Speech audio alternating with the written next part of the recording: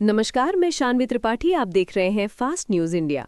खबर उत्तर प्रदेश के बलिया से, जहां सिकंदरपुर विधानसभा क्षेत्र के सिवान कला गांव में शनिवार को महाराजा सोहलदेव राजभर की जयंती धूमधाम के साथ मनाई गई, जिसमें भारी संख्या में महिलाएं सहित पुरुष शामिल रहे।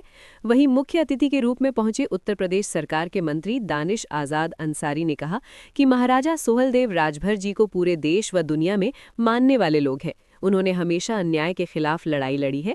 वहीं पत्रकारों से बातचीत के दौरान मंत्री दानिश आजाद अंसारी ने समाजवादी पार्टी पर निशाना साधते हुए कहा कि समाजवादी पार्टी हमेशा लोगों को बरगलाने का काम किया है। वहीं कांग्रेस पार्टी पर किए गए सवाल पर उन्होंने कहा कि कांग्रेस पार्टी कभी नहीं चाहती कि भारत विकसित देश बने। उनके कानों में ये बात चुभती है।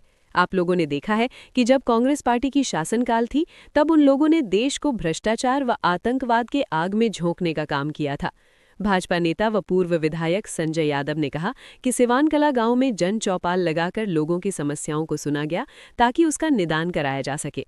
उन्होंने कहा कि देश व प्रदेश में भारतीय जनता पार्टी की सरकार है, लेकिन ये सच है, जहां पर भारतीय जनता पार्टी का जनप्रतिनिधि नहीं है, वहां विकास की रफ्तार धीमी है। इसकी कमी क्षेत्र के लोगों ने महसूस किया है।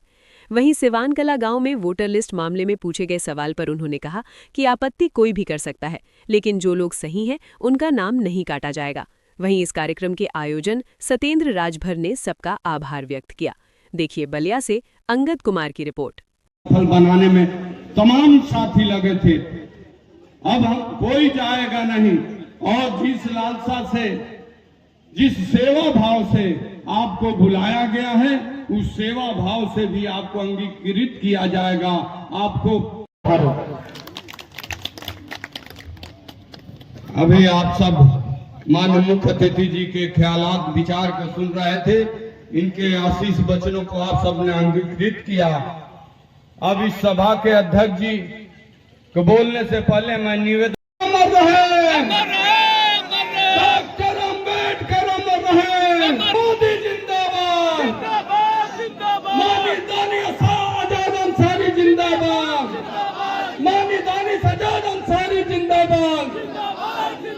माननीय मंत्री जी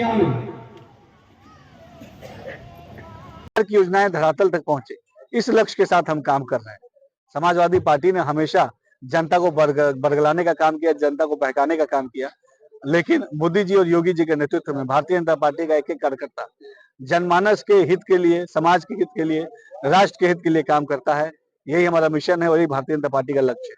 जी मंत्री जी, अभी देखा गया है कि कांग्रेस के सांसद जयराम रमेश ने कहा है कि अमेरिका और भारत अंतरिम व्यापार समझौते पर कहा है कि जो संयुक्त वक्तव्य आया है उसमें यह बिल्कुल साफ हो गया है कि यह ट्रेड डील अमेरिका के हित में आया है, भारत के हित में नहीं है। कांग्रेस सांसद का ऐसा देखिए, कांग्रेस पार्टी ने हमेशा लोगों को बरगला के अपनी राजनीतिक रोटियां सेकी। आज भारत का मान सम्मान प्रधानमंत्री नरेंद्र मोदी जी के नेतृत्व में भारत का मान सम्मान जो बढ़ा है वो अभूतपूर्व है। दुनिया के बड़े बड़े देश आज भारत का लोहा मानते हैं। विकसित भारत, ये शब्द जो है, ये शब्द कांग्रेस पार्टी के कानों में चुभता है, क्योंकि कांग्रेस पार्टी ये कभी नहीं चाहती कि भारत देश समृद्ध और खुशहाल हो। यही उनकी हमेशा प्रयास रहा है। जब 2004 से लेकर 14 तक कांग्रेस पार्टी का शासनकाल था, तो सबने देखा कि किस तरीके से देश को आतंकवाद की और भ्रष्टाचार की आग में झोंकने का काम ये कांग्रेस पार्टी ने किया था। लेकिन आज मोदी जी के नेतृत्व में हम देश को समृद्धि की तरफ आगे ले जा रहे हैं। जिस तरीके से देखा जाए कि लगातार ओवैसी जो है बीजेपी पर हमलावर है, और उन्होंने आज कहा है कि गोलवर ने एक मैजिक में लिखा था कि सोमनाथ की मंदिर के लूट में हिंदू राजा शामिल थे। इस तरह का बयान तो समाज को बरगलाना, बहकाना, ये विपक्ष के तमाम दलों का एजेंडा बन गया है। सार्थक बातों पे कोई चर्चा विपक्ष नहीं करना चाहता, क्योंकि हर सार्थक मुद्दे पे गंभीरता से हमारी मोदी और योगी सरकार काम कर रही है। शिक्षा पे, स्वास्थ्य पे, सुरक्षा पे, रोजगार पे, उद्योग पे, हर तरीके से हम गंभीरता से ग्राउंड लेवल पे काम कर रहे हैं, और हमारा यही काम विपक्ष के लिए परेशानी का सबब है। देखिए, समाजवादी पार्टी के शासनकाल में जिस तरीके से नौकरियों के नाम पर लूट खसोट मचाई जाती थी और नौकरियों की नीलामी होती थी, ये समाजवादी पार्टी के शासनकाल में, ये प्रदेश का जन जन जानता है। किस तरीके से सरकारी नौकरियों का बंदरबाट समाजवादी पार्टी के शासनकाल में होता था। आज निष्पक्ष और पारदर्शी तरीके से जो सारी भर्ती प्रक्रियाएं हैं उसको आगे ले जाने का काम योगी गवर्नमेंट कर रही है, और ऐसे तमाम समाजवादी पार्टी के लोगों की दुकानें बंद हो गई है, जो नौकरियों के नाम पे आम नौजवानों का, आम युवाओं का पैसा हड़पते थे। सिवान कला हमारा एक प्रमुख ग्राम सभा है इस क्षेत्र का।